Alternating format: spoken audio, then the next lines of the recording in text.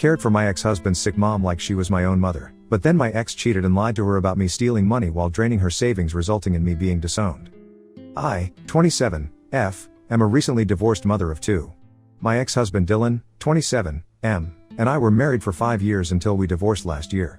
I've been through tons of stuff these past few months, dealing with the kids and the divorce in addition to the situation with my ex-Mill. I was trying to deal with it as best I could, until my ex-Mill came knocking at my door a few days ago, apologizing for everything. Let me get y'all caught up. Dylan and I have known each other since we were kids. Our moms were best friends, and I mean best friends. They had grown up with each other, went to school together, and even got married and had kids around the same time. It was one of those rare friendships that come once in a lifetime. They were each other's ride or die, as we say these days. So, it was obvious that Dylan and I also got super close. Our moms would take us on playdates with each other, they'd take turns dropping us at school and picking us up from practice. While growing up, it was as if we had 2 mothers who loved and took care of us equally. Throughout our childhood, Dylan and I were always coupled together. It was as if people almost knew that we'd end up together, not to mention, our moms joked about it all the time. They used to say that Dylan and I getting together would finally make them related in some way. I honestly hated when they would poke fun at us, mainly because I had a massive crush on Dylan and would get embarrassed every time they teased us. Especially when it was clear that 8-year-old him had other priorities like basketball and cars and wasn't in the least bit interested in me. 8-year-old me would have never believed that our parents were right and that one day we would actually end up together. Little 8-year-old me would probably have also had a stroke if she found out how our relationship ultimately turned out. My ex-Mill, let's call her Glenda, 63, was like my second mother. My mom worked a lot and came home late in the evenings, so I'd spend most of my time after school at Glenda's house. She had always wanted a daughter but only had Dylan, so she would always call me the daughter she never had. I truly loved her as a mother. She would buy me my favorite treats, and every Christmas, I was sure that she would knit me a new cardigan. That's just how she was. Things were just great until my mom got diagnosed with cancer when I was 14. It came as a shock to all of us, and I remember that I felt like my world was crumbling around me when I first heard the news. It wasn't looking good. The cancer was diagnosed at a late stage and there wasn't much anyone could do except hope and pray that the chemotherapy would work. For the next 2 years, my mom weakened in front of my eyes. I was so used to her being so energetic and full of life that it hurt me to see her just wasting away. She went for all her chemo sessions and began losing all her hair. She lost tons of weight and became very frail. During this time, I was a mess. I was so worried about my mom, and Glenda was the only one I could speak to because I knew that she was one of the few people who understood how I felt. My dad barely had any time to be sad. He was working overtime to pay for all the medical bills, and the last thing I wanted to do was put more pressure on him.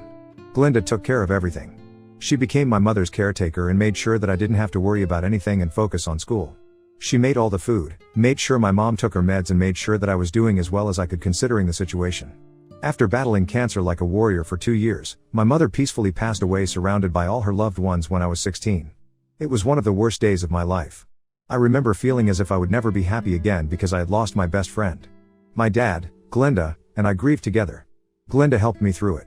I remember that for a few weeks after my mom passed, I stopped eating, showering, and going to school.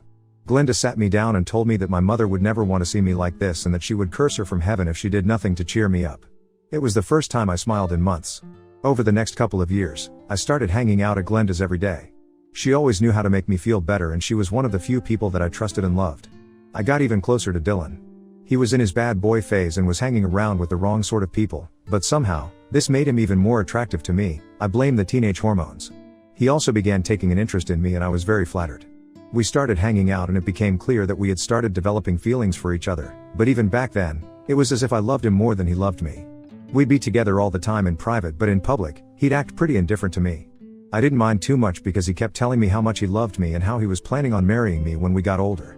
Pro tip, ladies, this type of behavior is a massive red flag. A man who truly loves you will never be embarrassed to show you off publicly. I learned this the hard way. I did feel bad sometimes when Dylan would ignore me. I felt as if I was not worthy enough for him to fully accept me. I based my entire self-worth on whether he liked me or not.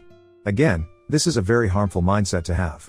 Never base your self-worth on anyone's opinion except your own. We started dating secretly for 2 whole years, and there were many times when I just wanted to let everyone know that we were together. Dylan would sometimes flirt with other girls right in front of me, and then when I'd get mad about it, he'd tell me that I was making a big deal and that he was just trying to keep up with his image. Now when I look back at his behavior, it's sad to think how little I thought of myself. I was still in a very emotionally vulnerable state and needed comfort, which he provided. I disregarded all his red flags and let him walk all over me just because I didn't want to let him go for the times he did make me feel good. I was so naive. I should have known better. When we were 19, I had finally had enough of being sidelined and practically pleaded with him to come out publicly with our relationship. After ages, he finally agreed. Glenda was the happiest when she found out. She embraced me and said that she always knew that we'd end up together because it was fate. Glenda knew that her son wasn't exactly the best and was hanging with the wrong sort of people, and somewhere deep down she felt as if being in a relationship with him would help him change. Honestly, I felt the same way. I truly believed that I could positively change Dylan and make him a better person. Dylan kept drinking, he dropped out of high school and could never hang on to a job for more than a few months.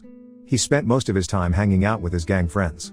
Since I had known him for ages, I believed that he still could turn his life around, and I felt that being in a serious relationship with me would help him get his act together.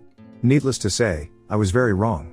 No matter how much I tried to help Dylan, he reverted back to his old ways. I would constantly get him job interviews which he wouldn't attend. I enrolled him for courses so that he could gain more skills, but he never showed up. I sent him to therapy to help him get sober, but nothing worked.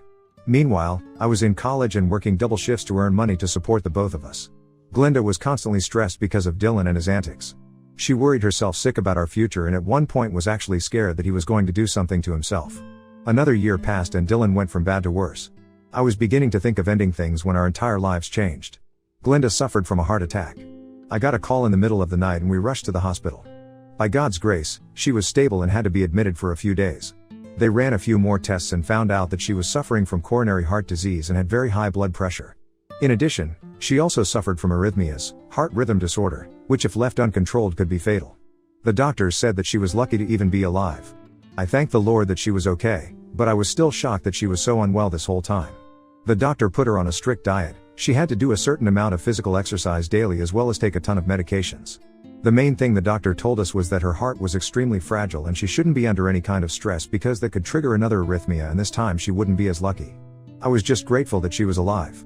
I was also the one who had to pay for all the hospital expenses because Dylan had nothing. I didn't mind because I would do anything for her. After we brought her back home, I noticed a drastic change in Dylan. I think this whole thing was a reality check for him. I could tell that he was completely shaken by the thought of losing his mom and that he became a completely different person. He started helping his mom every day, got an actual job, and started paying his share of the rent and bills. His attitude to me changed as well.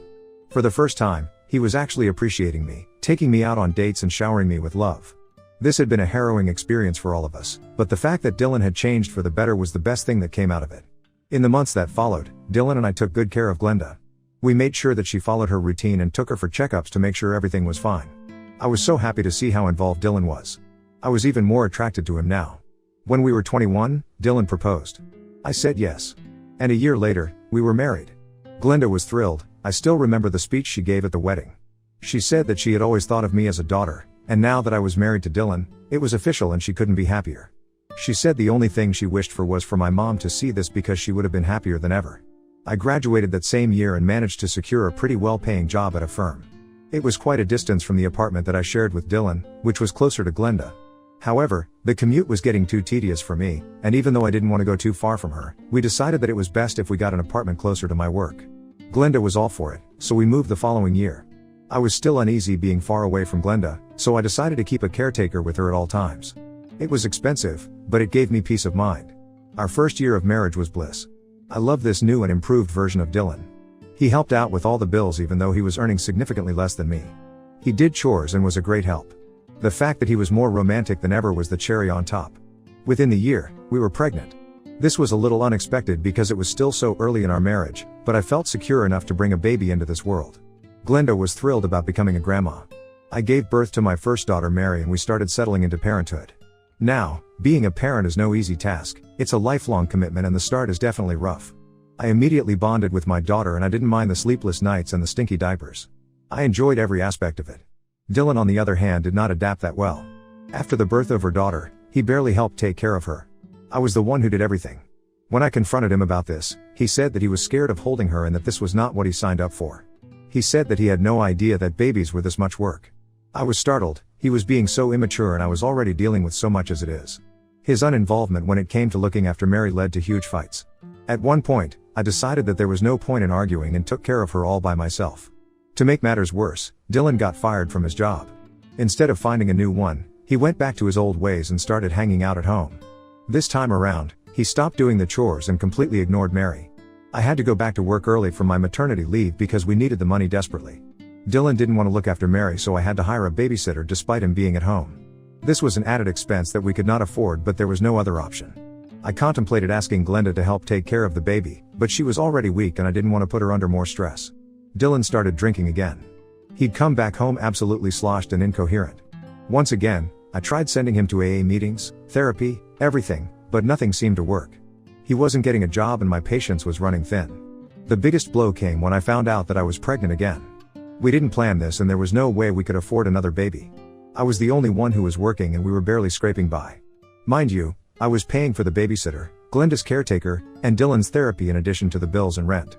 I was burning myself out while Dylan made absolutely no effort to change. There were huge cracks in our marriage now and I was regretting marrying him. There were many times when I contemplated telling Glenda everything. She had always given me the best advice. I knew the doctor said that she shouldn't be under stress and these matters would stress her beyond anything, so I kept my mouth shut. Whenever she called, I acted as if everything was fine. Even Dylan had the sense not to stress her out, so even he behaved in the same way. However, he was immature and not ready to take on the responsibility that came along with marriage and fatherhood. With another baby on the way, Dylan had worsened. He said that this was all a huge mistake and told me to get rid of the baby. I was appalled even to hear him suggest that. Yes, it was going to be difficult raising 2 kids, but things would be way easier if he took some initiative and got a job. We kept arguing all the time. He'd not come back home on most days and the whole atmosphere at home was terrible and it was beginning to affect Mary. I reached my breaking point when I caught him having an affair with our babysitter. I was not surprised, neither was I hurt. I didn't love him anymore and neither did he. I knew the only reason he was even with me was because I put a roof over his head and paid all his bills.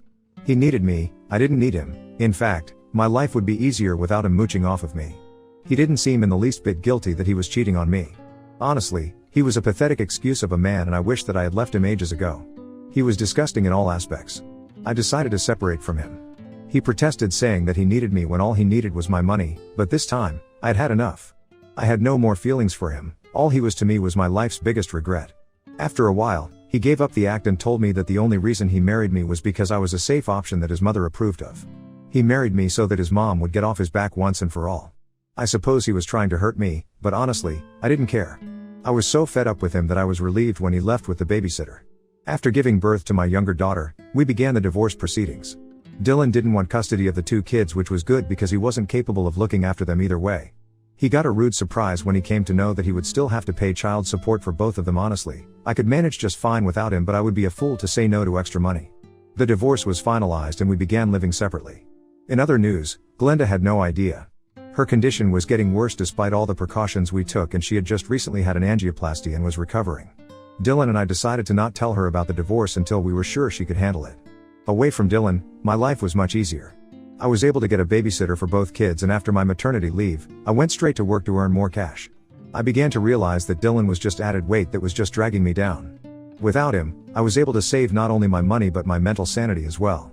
My kids and I were thriving. Meanwhile, I heard that Dylan still didn't have a job and was on the verge of breaking up with his girlfriend. He barely was able to keep up with the child support payments, but he wasn't my problem anymore. I somehow managed to convince Glenda that everything was fine because she still wasn't doing that good and she bought it.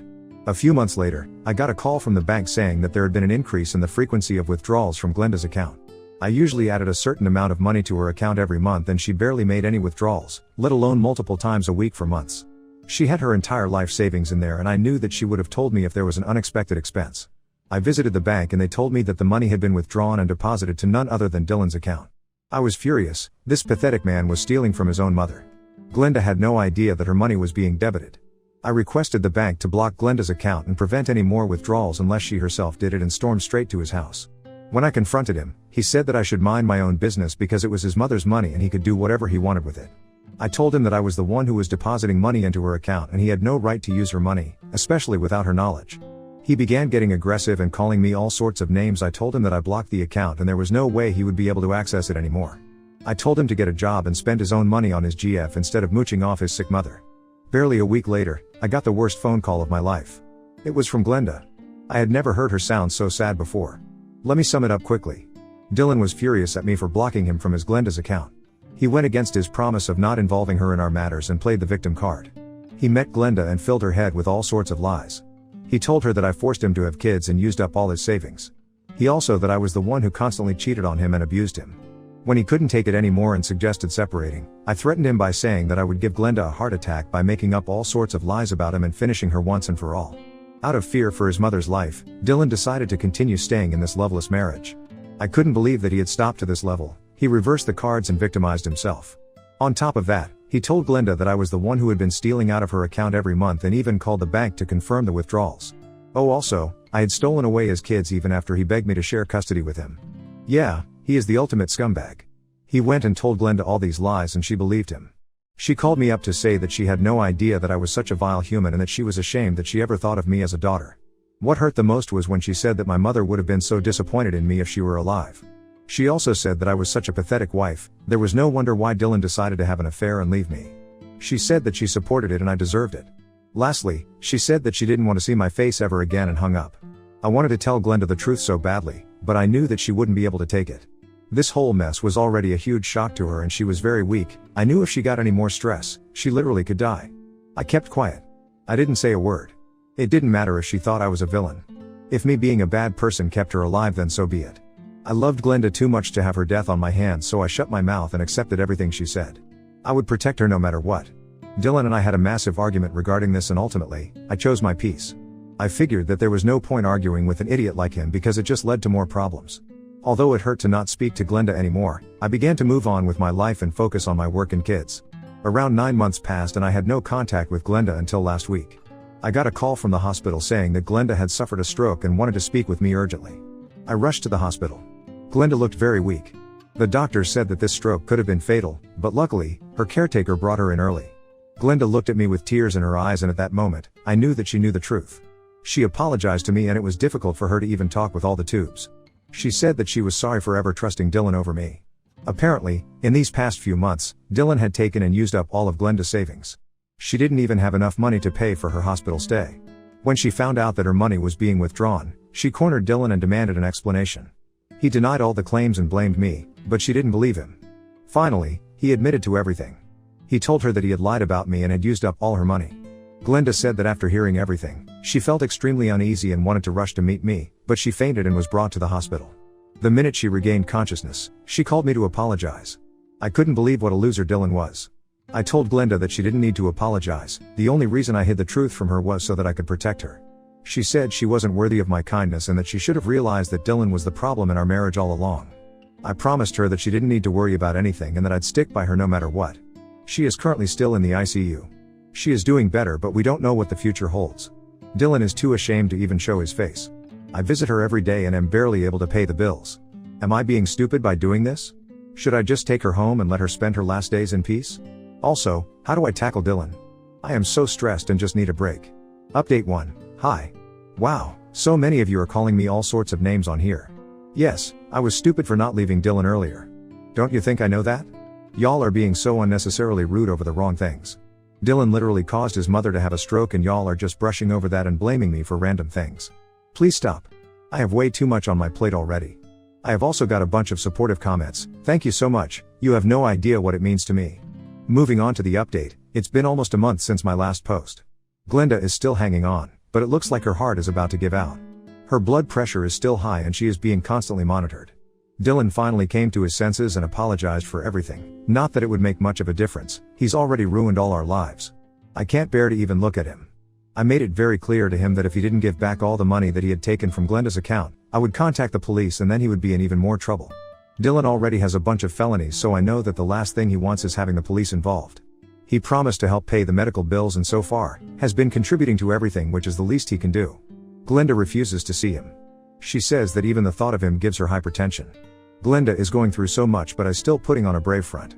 I was able to bring the kids to see her yesterday and even though it was for a little while, she completely brightened up.